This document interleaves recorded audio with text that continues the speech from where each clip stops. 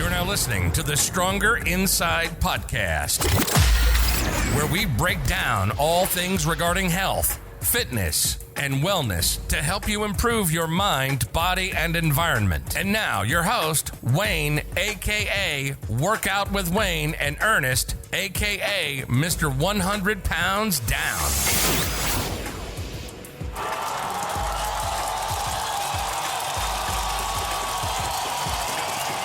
All right. Welcome back to Stronger Inside podcast. Ernest, what you got for me today? What's the topic? So today's topic is going to be grocery shopping. How do we shop for health? Okay. That is really important right now, especially with limited options depending on where you are in the country and how you're doing. So we're going to run down some strategies and really ways of making sure that you're taking your health and making your health a priority when you're going to that grocery store. Right. All right. I have a phrase, goal-oriented, and that can either apply to fitness or nutrition as well. So my goal is to be as healthy as possible while also being lean. So I'm not looking to accumulate body fat, and usually nobody is.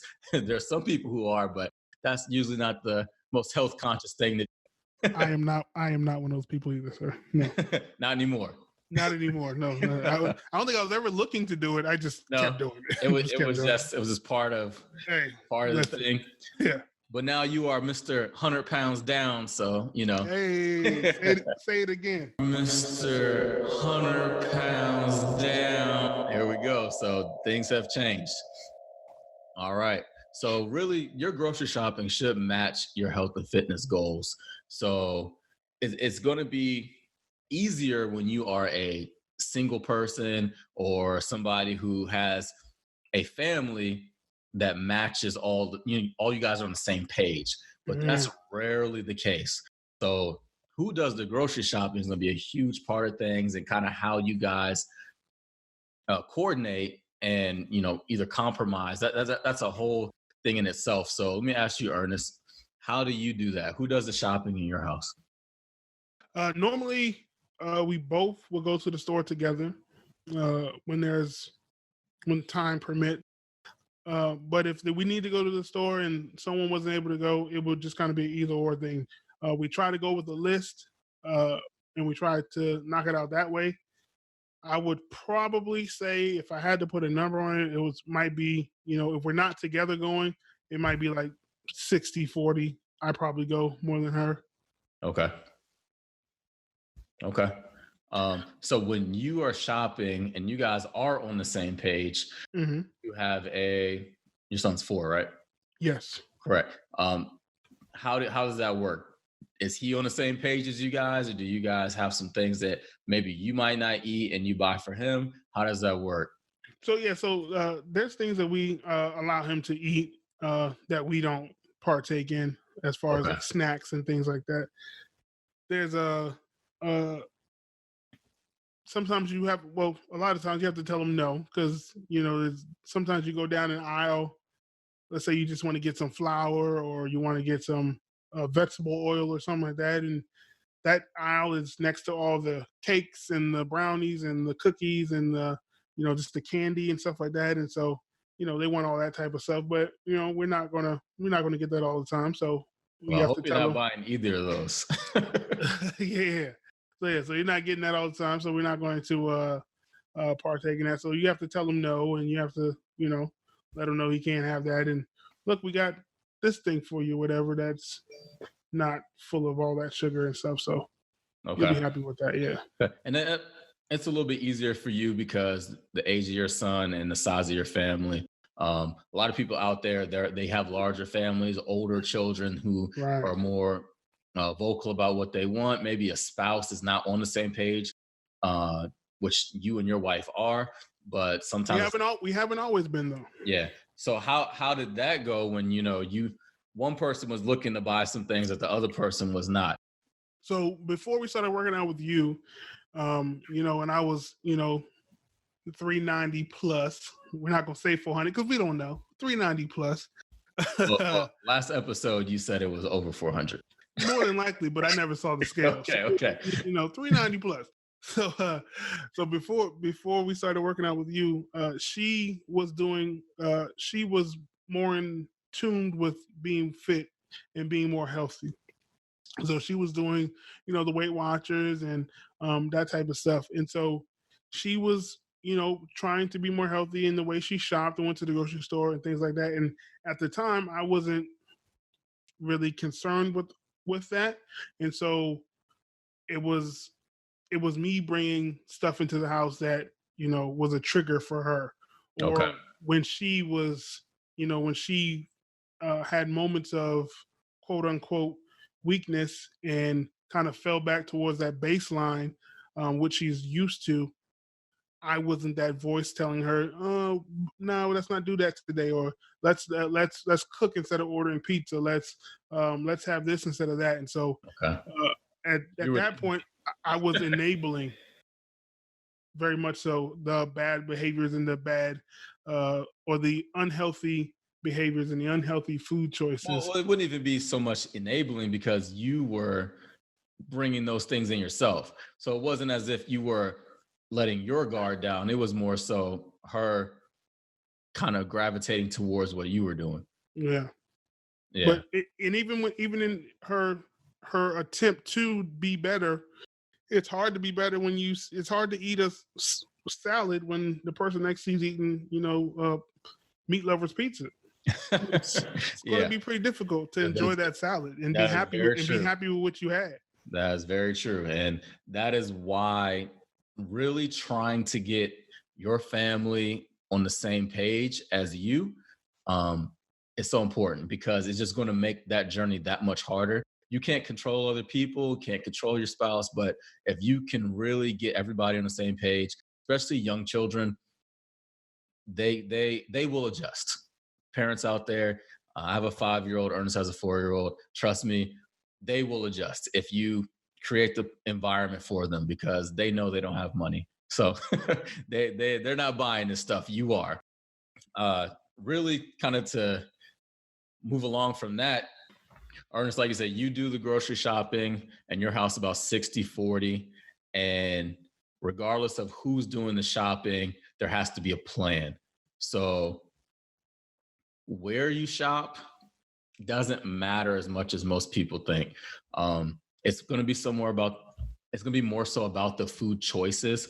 So sometimes it is a cop out to say, I can't be healthy because I don't have the money or the access to shop at Whole Foods or Trader Joe's, or there's a Mom's Organic in this area in Arlington, Virginia, even a Wegmans. So those places are great for finding healthy options, but they're not the only places. And you can get fresh produce, whole grains, and other things that we're going to talk about in this episode at more of the standard grocery store, whether it be a Safeway, Giant, Food Lion, Harris Teeter. You got places in the Midwest, Jewel, Osco, wherever you may be, there are places that have these things. And for you to say, I can't be healthy because I can't go to the most healthy, trendy shop, that's not true. So Ernest, where do you guys normally shop? So we normally shop at this small chain store. You might have heard of it, Walmart. Okay. You might. I don't know if you have one. Yeah, little mom and pop. Yeah, little mommy Wally, Poppy Wally. Yeah. I don't know if you have one in your area. I've ever heard of it, but yeah, we normally stop there. If we don't go there, there's a grocery store right down the street from us called Wise. It's kind of on the line of like a Food Lion type of store. So that's normally where we shop. Okay. Yeah, I do a lot of my shopping, whether it be at a Safeway or even a Harris Teeter. So these are still good options, still good places where you can make healthy, solid decisions. So don't let that be a hurdle saying that I can't make those decisions because I shop at XYZ. Now, if the only place you can shop is a corner store or something like that, then you're in a food desert or something like that, then yes, you're going to probably have to travel a little bit further to get these options. So when you're shopping at these places, I really stress that you should join that value club so that when you go back each time, you are saving that money. Because good thing about eating healthy is you're going to spend less on food outside the house. And when you're in that value club, you're going to save even more money. So eating healthier does help your budget. A lot of times we hear it the other way around to where somebody goes, "Hey, I can't eat healthy because it costs too much," you know? A lot of times, if you, for example, if you go get pre-cut watermelon or pineapple or something, or even the vegetables in some of these stores, it's going to be a markup because it's a service charge, a packaging charge. But if you go into the produce section and you actually buy a pineapple, you buy a watermelon or whatever it may be, a zucchini that you're going to work with that's not pre-cut, it's going to be cheaper and you can buy it in bulk. So that's just a way of really seeing that eating healthy is going to save money, not cost you more money. Absolutely, yeah, absolutely. I've the last week I went to the store and I bought some pineapples and some grapes and some strawberries, and I paid the premium for it to be already cut. Oh man. Yeah, I definitely did that. But because I'm home and I can do all the cutting, we're working from home and stuff like that. I definitely can cut it and do all that, but I feel like it's going to sit on the counter probably longer if I have to cut it. I feel like it's probably going to go bad if I got to do all that. So I figure if it's already pre-cut, I just got to open the package and eat it. But I do understand how, I pay more for the item and I got less. I could have bought a whole pineapple, had more pineapple, and paid, probably $1 less. But, I had to put in the work to cut it all up and stuff like that. And that's a choice. And if you're conscious of that choice, then hey, there's no problem in that. But just understanding that is what's happening is as a part of having your strategy. What you just said will take me to something that I use. We're going to talk about vegetables. When I shop and I go in, there is a strategy, and I'm either going all the way to the right, or if I'm in another store, whether it be like a Harris Teeter or something like that, I'm going all the way to the left. And basically, I'm starting with vegetables, fruit, and these are the most important things in your diet. So, to talk about what you just said, looking at the convenience of it, after I buy the things that I buy from this section, I actually get home and I chop them up. And I will chop them up, put them in containers so that when I'm ready to cook or I'm ready to eat them, they are already ready. And I can either make a salad, I can make a stir fry, I can just add them to something, and I'm not worried about doing the labor already. So that's a strategy that I use, and maybe somebody else might put that into what they do. Yeah, that's good, man. I might try it myself. I mean, just once I get home, I just get to chopping, chop it up, and then it's done. But yeah, vegetables. You need to get about 4 to 5 servings per day. If you don't know what a serving of vegetables are, you want to look at your fist, and that is going to be a serving of vegetables. That could be green leafy vegetables, spinach, certain types of lettuce, but you really want to make sure that you're getting that amount of vegetables. If you fall short a little bit, that's fine. It's even more so important to get that variety. So getting different colors, and you can't go wrong with any vegetables. It's not really here for me to say buy this particular vegetable, because they're all going to cover all your micronutrient needs, and that's going to be vitamins and minerals. When we hear vitamins, a lot of people think of pills, but what about the actual food that we can get them from? So it's funny, I do a nutrition quiz with all my clients, especially my new clients, and there's been times where I'll say, what's your favorite 5 vegetables?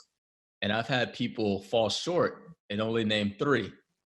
So that kind of tells us where we are with vegetables as a country, or just that it could be better. And when your mindset changes, you're able to try new foods, and that's something that we kind of went through at one point, Ernest, and which you're still working on, and we all are working on that. So What were some new things that you incorporated in your diet once you started making some changes? Asparagus.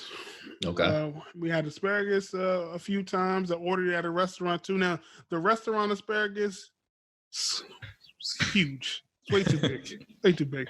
It's like it felt like it was like 40 pieces of asparagus when you chopped it all up. But it was Okay. fun. But it didn't taste bad. And so I actually enjoyed it. So it was good. What else? Brown rice, whole wheat, Well, noodles. just vegetables for right now. Oh, excuse me. So it's vegetables. So the asparagus, eat more broccoli. We ate broccoli before, but now I've incorporated a lot more. Okay.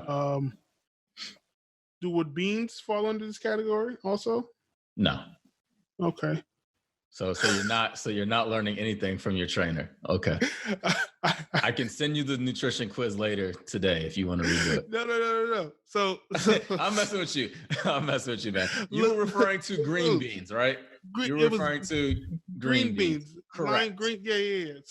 So green beans, broccoli, carrots, peas.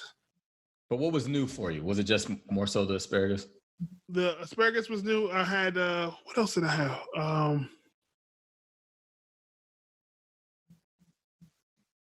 There was something. Oh, so a lot more peppers. So peppers, Okay. kind of a new thing for us. Also, we incorporated the peppers and spinach.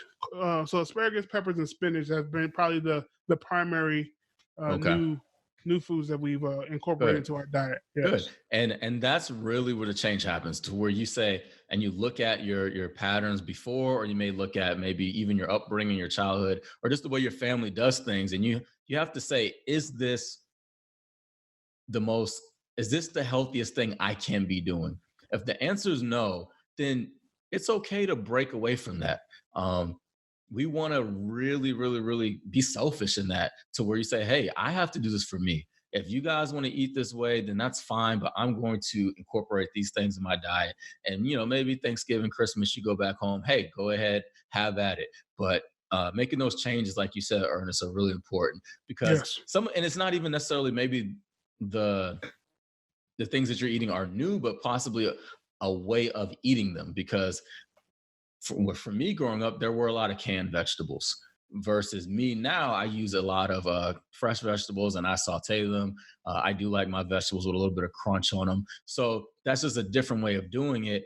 And it would be a little bit more healthy versus a canned option because of sodium and different things like that. So just stepping outside your box and making sure that you get those vegetables.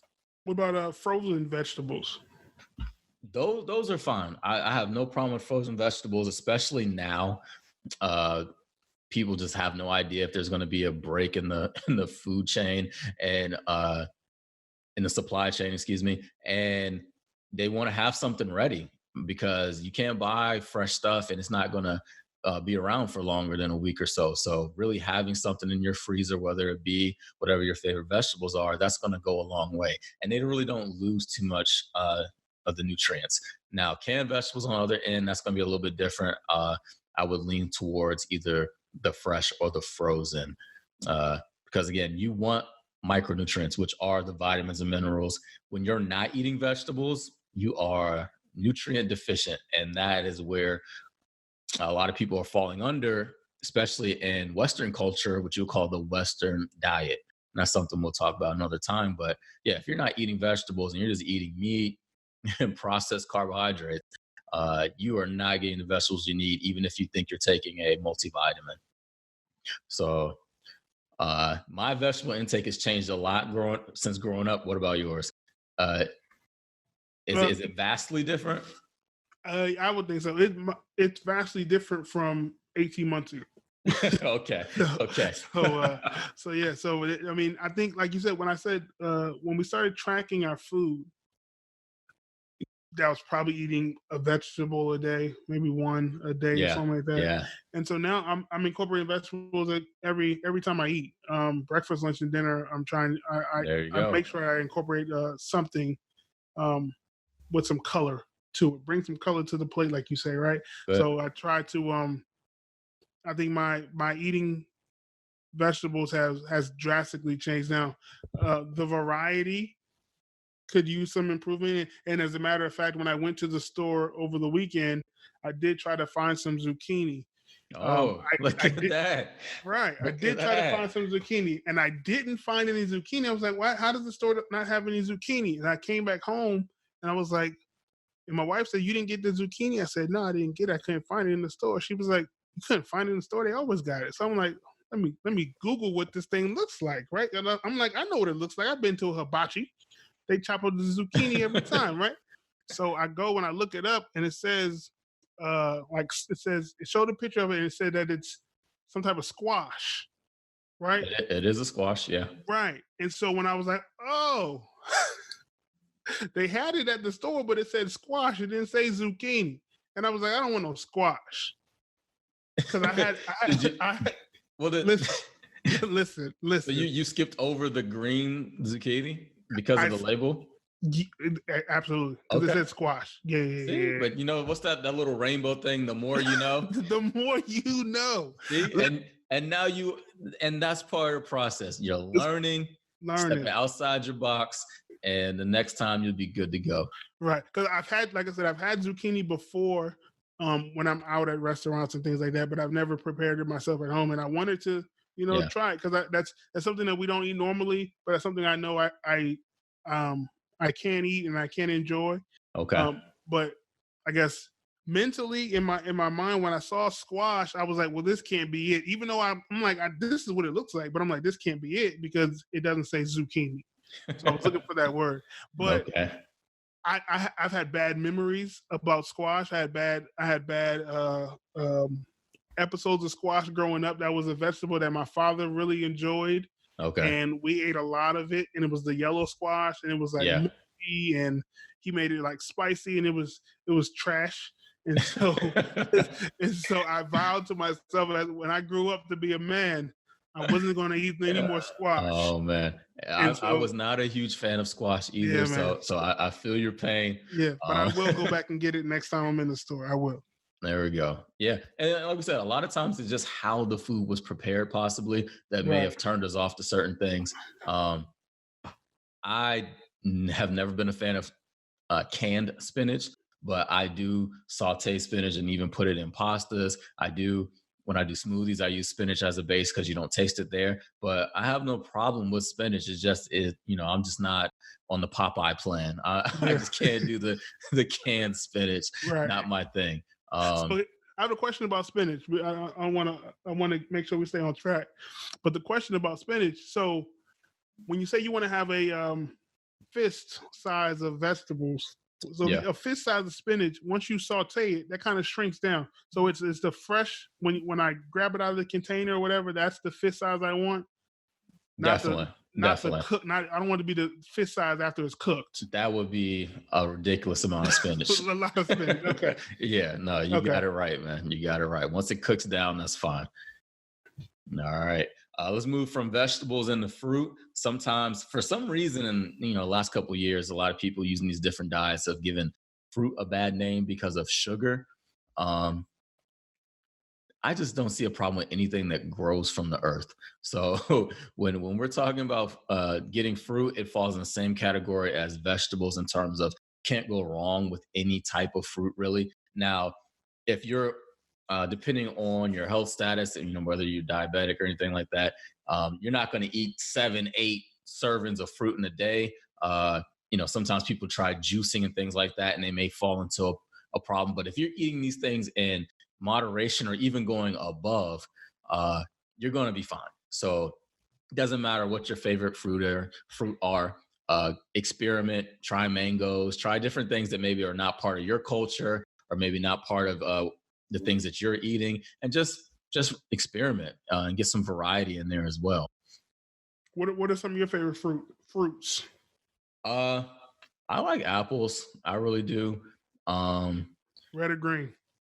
I do not like Granny Smith apples or any of the more yellow ones. So I'm more so of man. What are the large like The red. a Gala apple or Oh, it was like Pink Lady, something like that I enjoy. But with my smoothies, whether it be strawberries, blackberries, blueberries, raspberries, I used to use those with oatmeal and different things like that. So uh, You make fresh fruit smoothies or I'll frozen? use frozen. So Okay.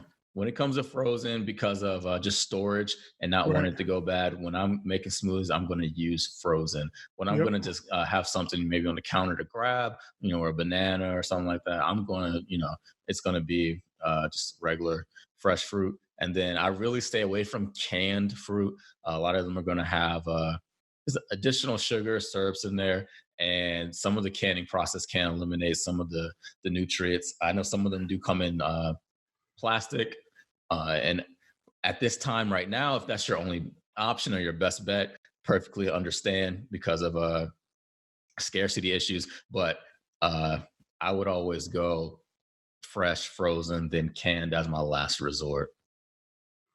Absolutely, absolutely, yeah. When I went to the store last, I bought some frozen raspberries and blueberries. Made a smoothie Okay, with those and some mangoes, and so that's kind of was a good, good. that's one of our things that we kind of do in the morning. We'll make a smoothie together, throw some spinach on top, um, and kind of go with our egg whites and some toast. There you Yeah. go. And fruit is that is what a fruit snack should be. Not a gusher, not a Starburst or a Scooby snack. It should actually be fruit. That's Fruit something. shaped. What about fruit shaped gummies? Yeah, yeah. Fruit shaped gummies and Sour Patch Kids. No, no, no, no, no. That's something I talked about and joke with my son about. To where it's let's eat some real fruit, and he's really good about it. I mean, he's to the point where he snacks on vegetables, and to where he'll eat cucumber slices, of course, carrots, different stuff like that. So he's kind of being raised with a more health conscious mentality. So these things are really second nature for him, and that's why we started even with this list of what to buy, and even when just physically in the grocery store, I'm starting with vegetables and fruit because that is high on the priority list. Think about it.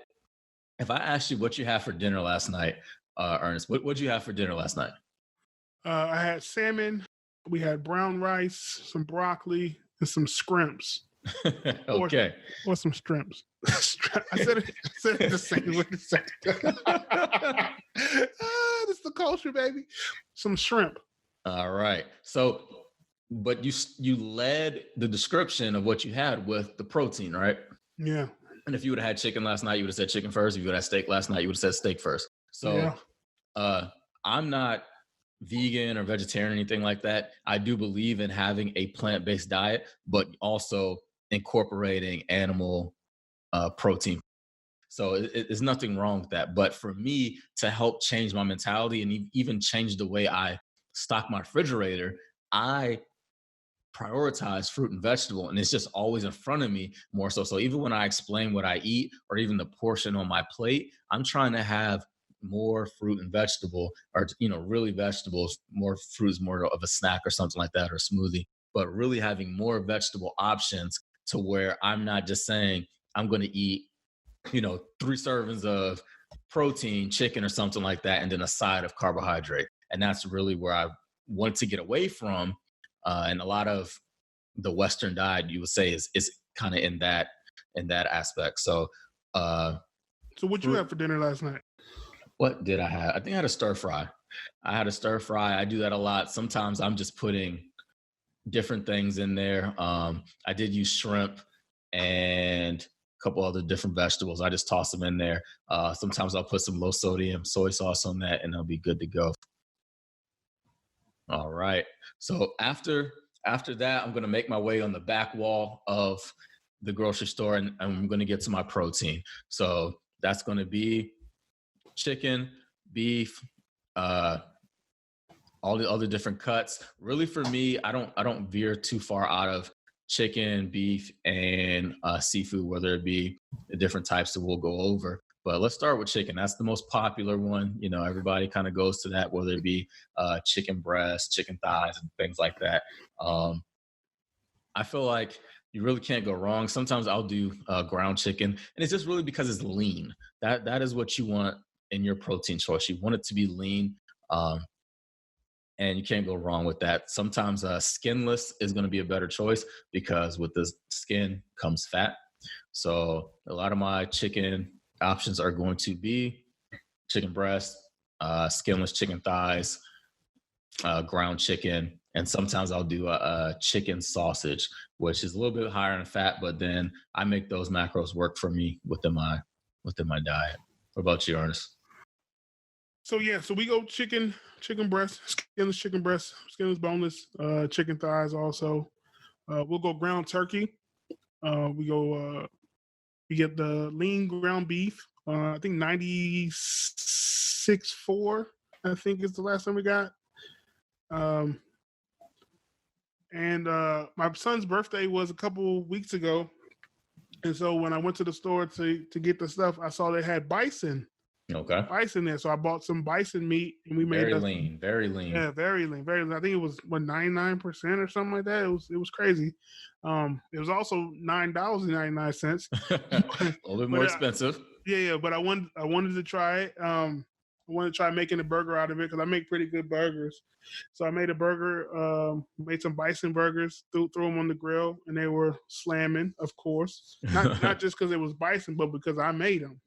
Okay. Yeah. So and we'll do the sausage.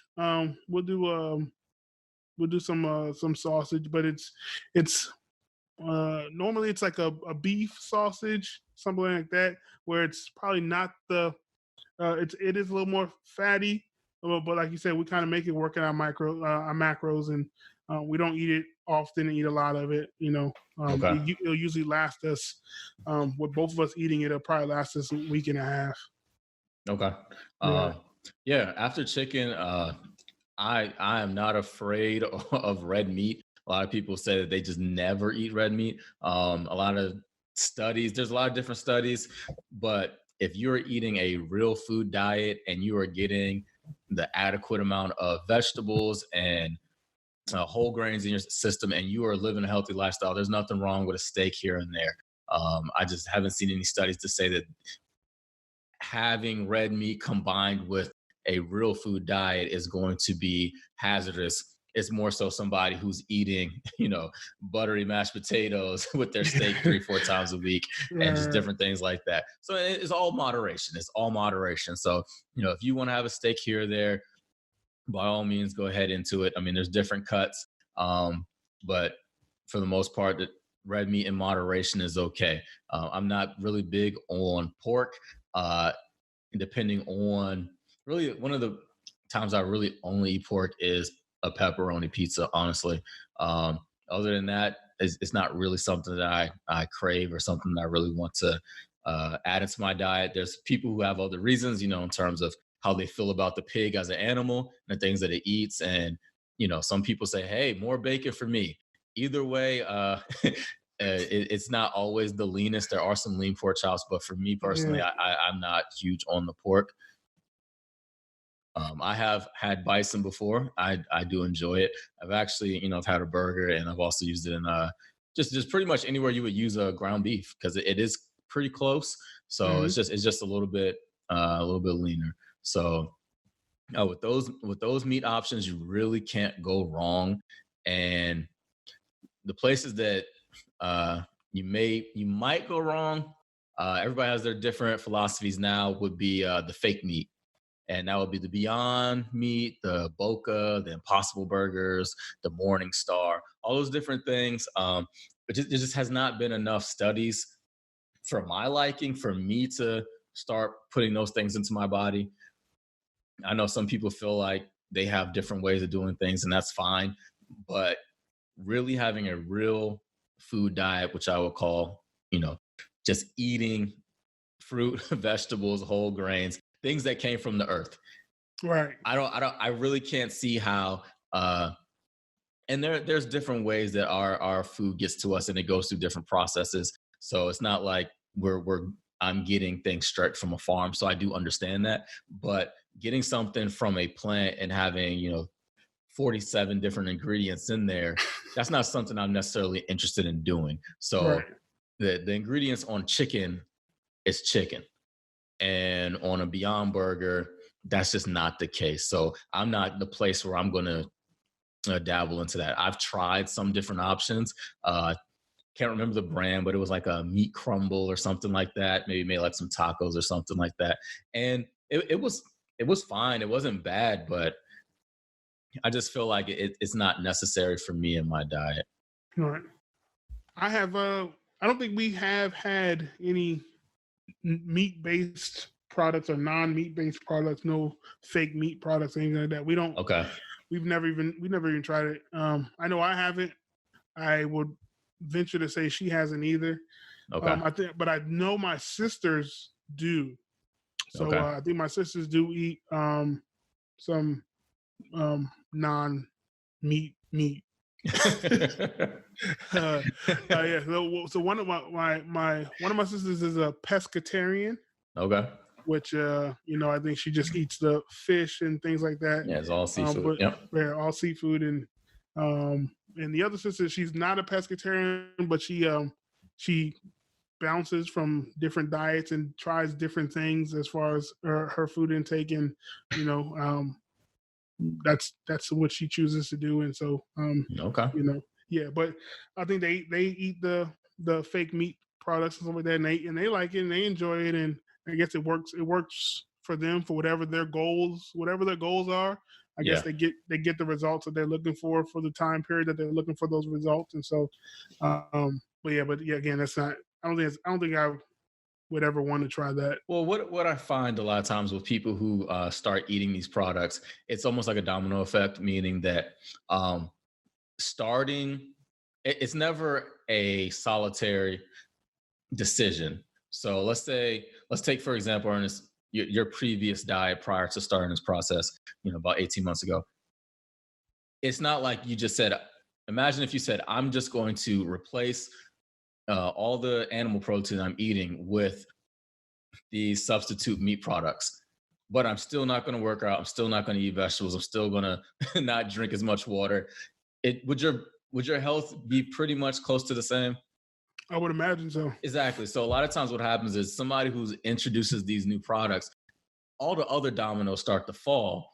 And now they kind of attribute the new health and success to not the whole process, but just kind of putting it, more so on, hey, I'm eating this way now and I feel so much better. But also look at your plate. You don't eat the fries, you're eating a side salad and all these other things that come with usually with eating these substitute meat products. So hey, if you want to try them, go ahead and try. Just make sure that you are reading the back, and there's a high level and a low level version of all those different things. So just really research and see what you're eating. We'll probably touch on those things in a later episode, but we don't want to get too far into that. The next type of protein that majority of people get, especially Midwest, it's going to be lunch meat. It's going to be deli meat, ham, turkey, salami, bologna, roast beef, all these things, because people like sandwiches. I've done enough food vlogs in my time to realize that the sandwich, the sandwich is American right there. Right? Yeah, boy. More American than apple pie. It's a sandwich. So really that sandwich is going to have the lunch meat, and you want to limit that. So that's not something that I buy consistently. Very rarely do I go out and get any type of lunch meat. It's just going to have too much sodium, nitrates, different things that I'm just not interested in adding into my diet. So I know some people like to add those things to salads or other things that may be healthy. But I feel like for me to not eat a sandwich would mean that it's going to reduce my dairy intake, meaning I'm not going to eat cheese. I'm not a huge dairy eater anyway. So think about if somebody were to make a sandwich, they would go, I'm going to add my sandwich meat, my lunch meat, which is not the best choice. Then they're probably going to add some type of cheese, which is dairy, which is not necessarily the best choice. There are some good choices, but just depending on who you are and what type of choice you make. Then depending on the type of bread that you're choosing could throw you off as well. And then on top of that, what type of sandwich spread or whatever that you may be putting on it. So that might be a kind of quadruple whammy when it comes to a food choice. If Yeah. you are eating, mayo, processed cheese, lunch meat, white bread, and that's not really going to have you feeling your most healthy self. Right. I know we don't play Xbox online together or nothing like that, but you wouldn't believe what my gamer tag is. Uh-oh. What is that? My gamer tag is hot ham and cheese, baby. Oh man. Hot ham and cheese. Man, when I was growing up, there was nothing like a ham and cheese sandwich, but it had to be a hot. I used to make a ham and cheese sandwich. And you gotta throw it in the microwave for about 15 seconds. Yeah. The cheese is melted and the ham is hot, and you had yourself a winner right there. Hey, But I can relate, man. I might one up you with this one. I had the ham and cheese on the potato bread right, with the crushed up chips on it, and yeah. So man. I've come a long way.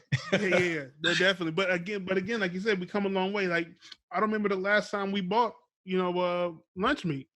Yeah, We haven't bought lunch meat in, maybe close to a year. It's just the changes. Yeah.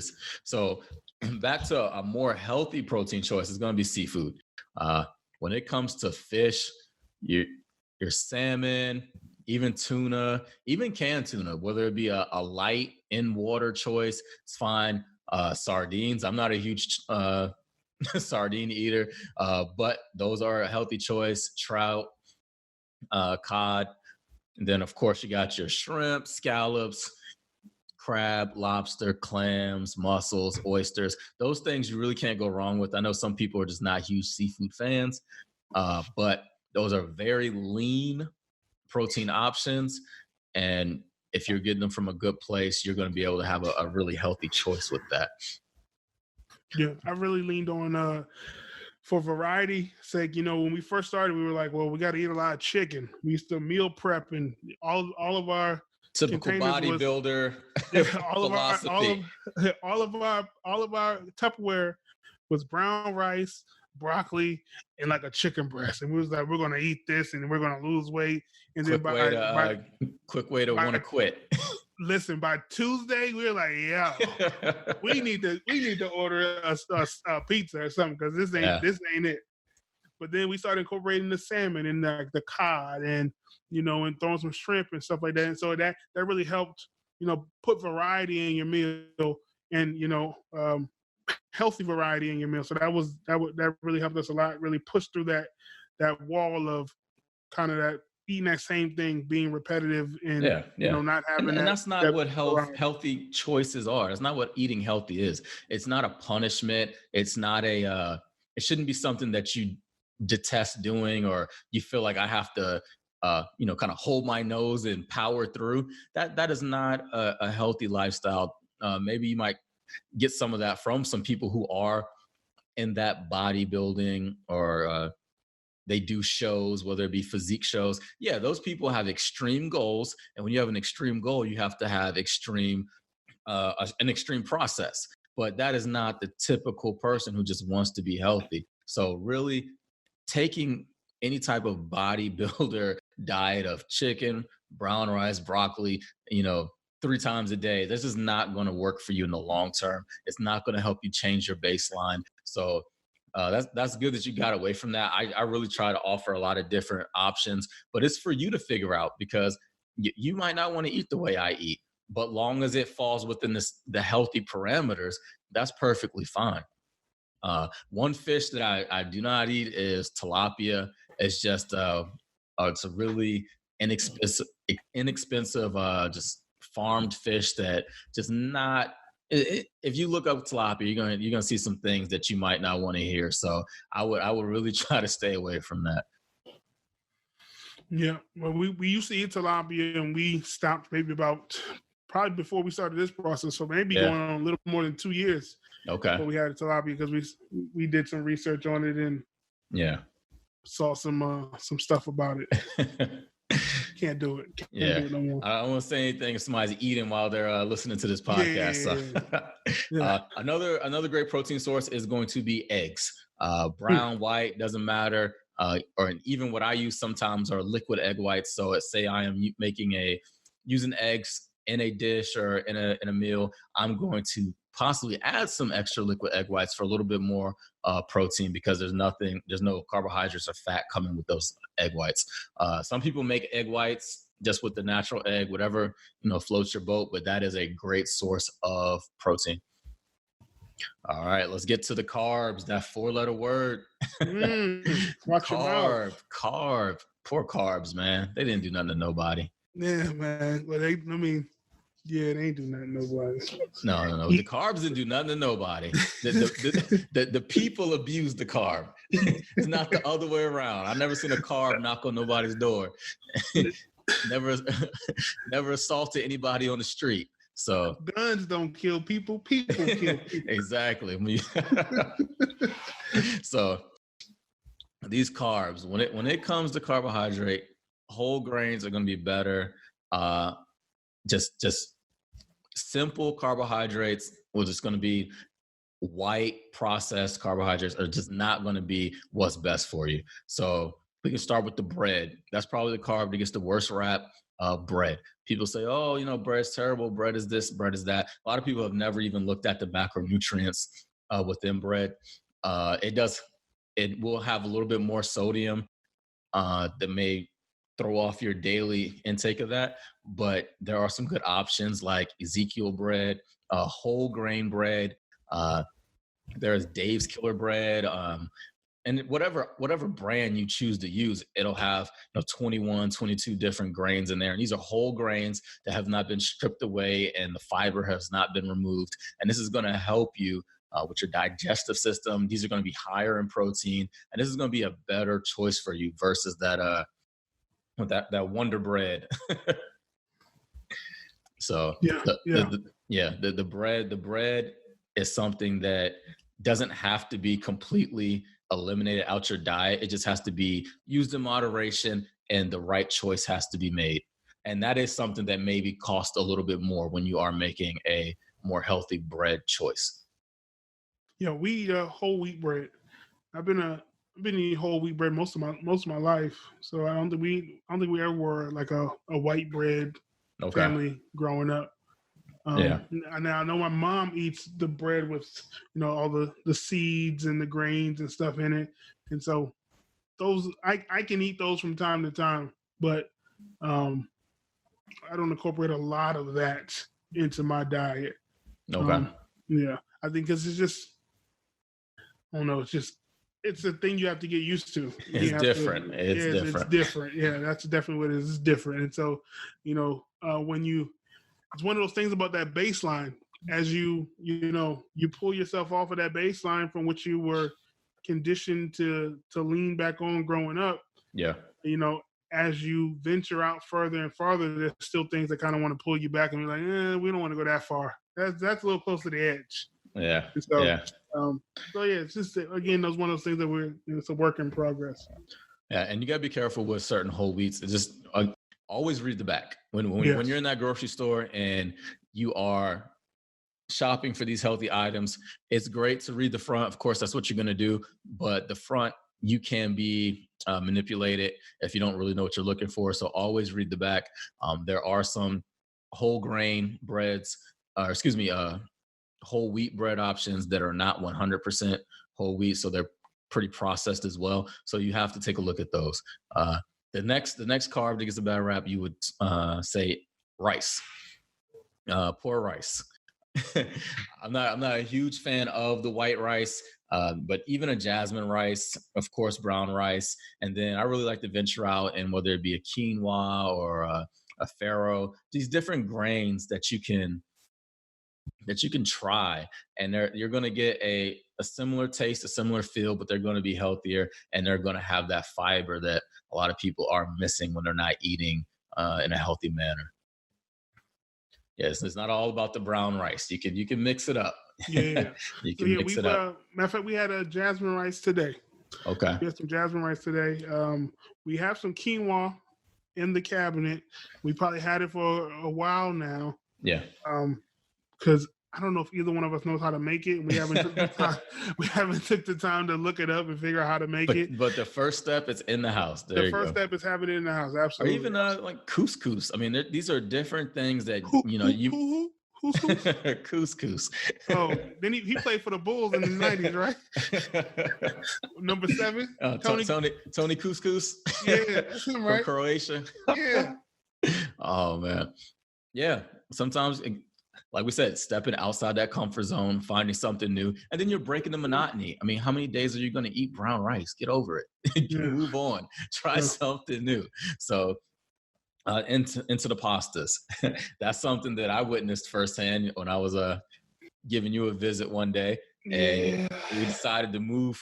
I was early in the process, and you were making your transition from the white pastas to the brown to the whole grain, or the whole wheat, excuse me, and you had a little bit of trepidation. You're a little nervous. Yeah. But it turned out well, right? I mean, it was good. That's the only way to go now. Yeah. There you go. Just a very, very, very small thing to get used to, and after that, it becomes second nature, and you are making that health conscious choice, and you are getting that much needed fiber within your system. I'll run down a couple different carbohydrates that are good choices. Oats, oatmeal.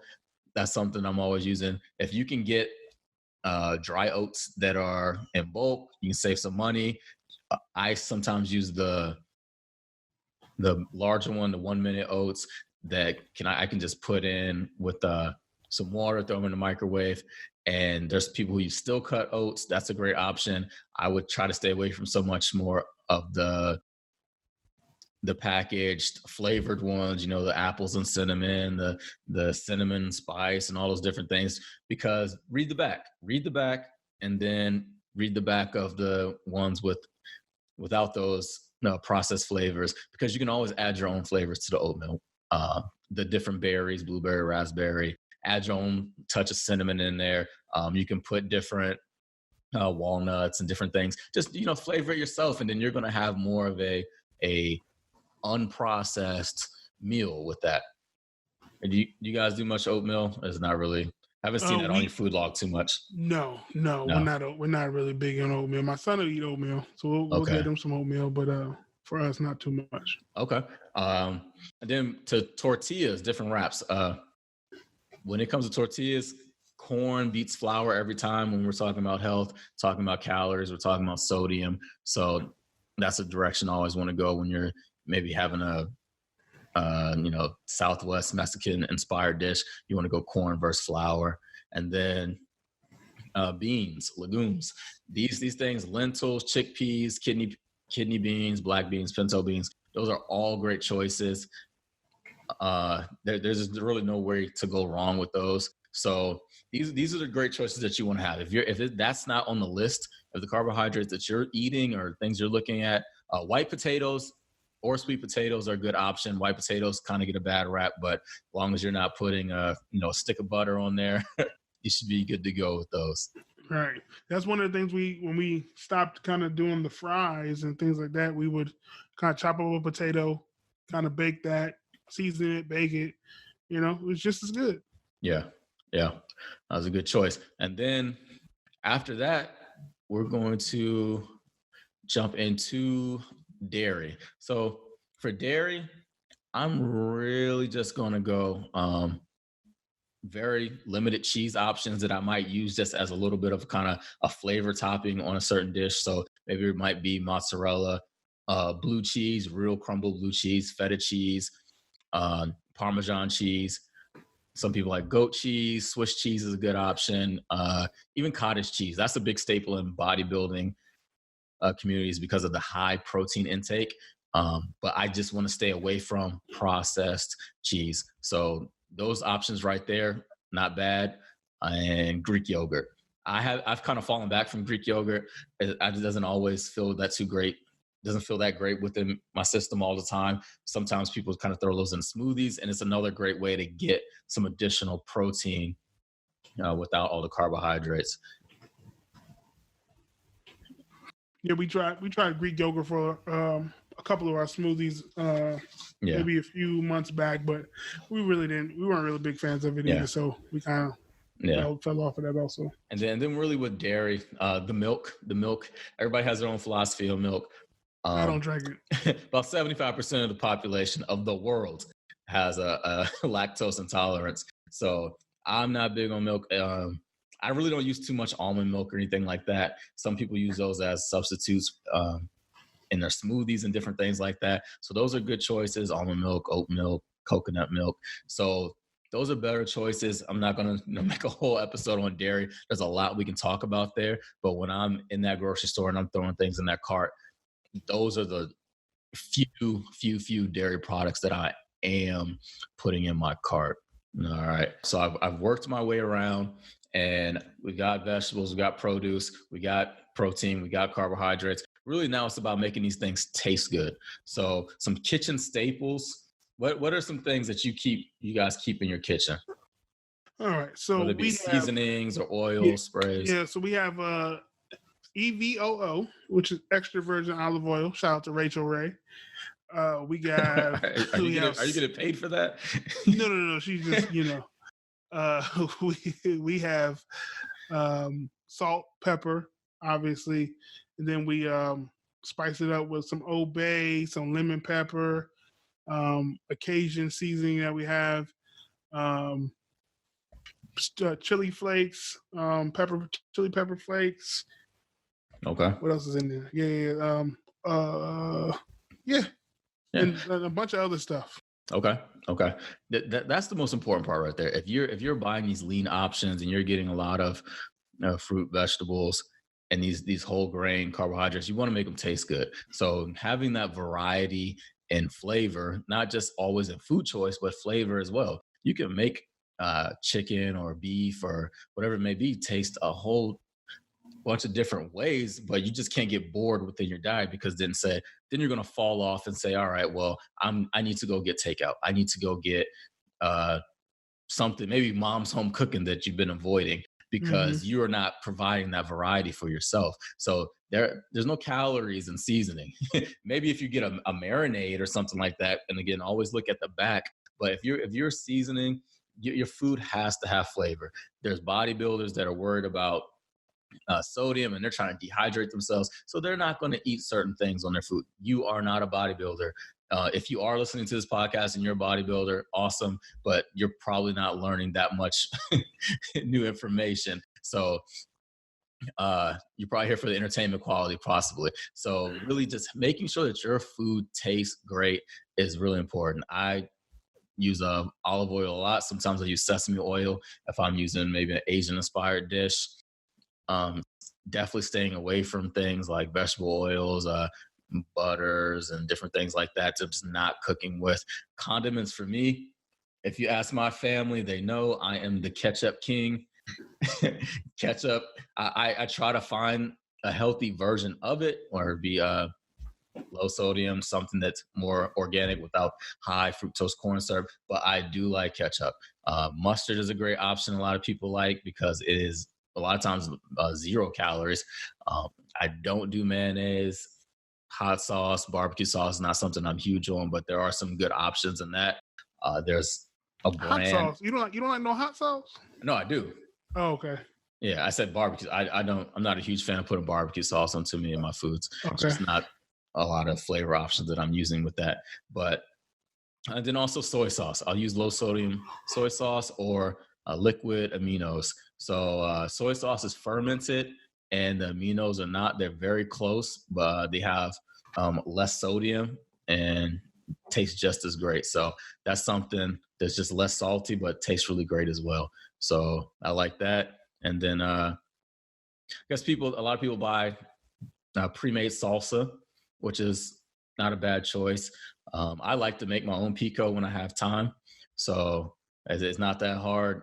And those are great options, is adding different flavors. So let's say you got some brown rice, or you got some other things that you're eating, and you add that to it. Now you got more variety in your flavor, and then you're getting a bunch of colors on your plate. So now that you're adding that health benefit and getting those micronutrients. Yeah. So we don't do mayonnaise also. We're not a big mayonnaise family. Yeah.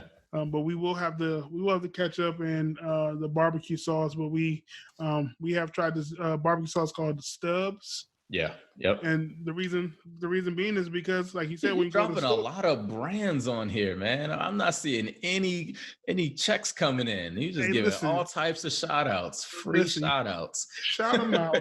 We They got, see you shout them out, then they come say, that's "Hey, not I how like it works. I like what you're doing here." That's not how it works. That's not how it works. No. Oh, my You bad. say, I like barbecue sauce, and then you explain what it looks like, but you don't say the brand. All right. I like barbecue sauce. Remember Michael Jordan I don't want to spoil The Last Dance for anybody, but Michael Jordan had to wear a Reebok warm-up in the Olympics, and he put America flag over the Reebok symbol because he's a Nike athlete. Oh, that's why. Exactly. Nah. So we out here throwing out all types of brands and I get no checks, man. Okay. we got to limit that. So there's this barbecue sauce that I like. You know, it has a black cowboy in the front on the label.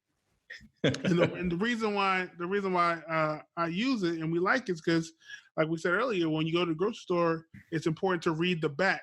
And so we read the back label, saw the ingredients, and realized that they didn't have a lot of extra things in it, that high fructose corn syrup and things like that weren't a part of it. And so we're able to use that for some of our dishes. Yeah, that's good stuff. What about the no-no list? So maybe in a previous life, there are some things that you would buy regularly, but you do not anymore. And I would call this kind of the no-no list. So I'll let you talk about yours, and then I'll tell you mine. So I'm gonna keep the list short, okay? Because the no-no list is a long list. All right. So things that I used to get that we don't buy now. They're like absolute, just not even a sometimes. We're not even a sometimes, right? So Oreos, we don't buy the Oreos anymore. The double stuffs, we can't do the double stuffs no more. So we cut that out. We cut out like the cookies and things like that. The ice cream, we don't buy the ice cream outside of like birthday or something like that. We're not getting ice cream and keeping it in the house. Okay. Sodas, the 2 liters, the buy 3 for $5 2 liters. We're not doing it anymore. Yeah. I see the sale signs, but I'm not doing it.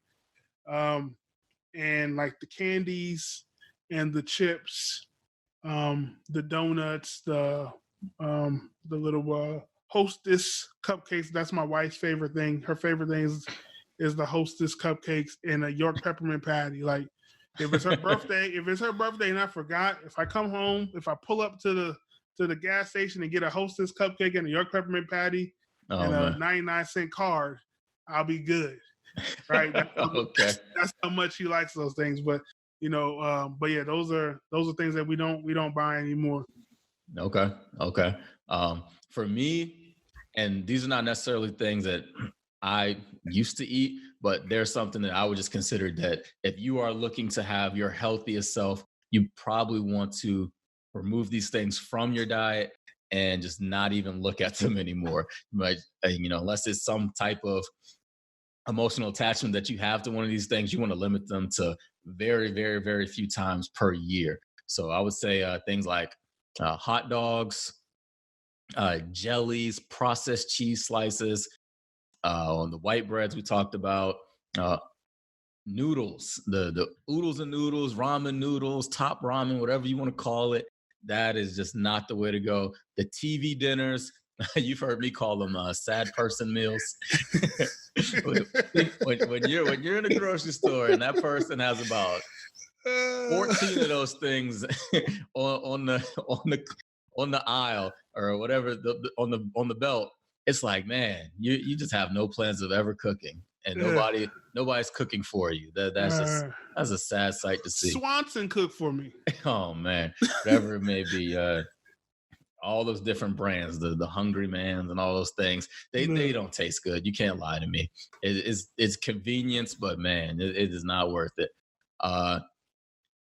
Kool-Aids, juices, Minute Maids, those things just high. I mean, basically sugar water. Pop-Tarts, Hot Pockets, pizza rolls, fish sticks, chicken nuggets, Eggo waffles. Those things that you, donuts, and kind of what you talked about as well, Ernest, just those kind of packaged snacks, whether it be the cupcakes and the honey buns and all those different things in those aisles. Usually they're like kind of right next to the bread aisle and stuff like that. Those are just something that you just have to eliminate from your diet. And if you don't want to eat them, don't buy them. And it sounds simple, but it is that simple. Sometimes it's tough if somebody else in your house eats them and you have to buy them, and then possibly you're kind of exposed to them. But the best way to do that is just kind of just don't even have them in your house. But for me personally, I used to eat some of these things, like the Hot Pockets. And this is like when I was in college and different things like that. And I would eat some of those things. I wasn't afraid to eat a Pop-Tart or something like that, or some noodles. But I mean, right now, it just doesn't even look good to me. So Right. my whole baseline has changed really. So really, I just kind of stay away from those things. But yeah, once you start eating those things, just the amount of sodium and just it's not going to be, you're not going to get the nutrients that you need from those. Let's see if we can wrap this thing up. When you go in that grocery store, basically your mind's got to be on fresh produce, vegetables, fruit. Take it around the corner, lean meat. Get your meat options, whether it be seafood, whatever your thing is with that. And then buy yourself those complex carbohydrates. So you're not getting any of those simple white processed carbohydrates. And then after that, make it taste good. However you want to do it, make it taste good. So if you want to have different nut butters, like peanut butter, almond butter, different things like that, that's fine. It's about eating things that you enjoy that are healthy.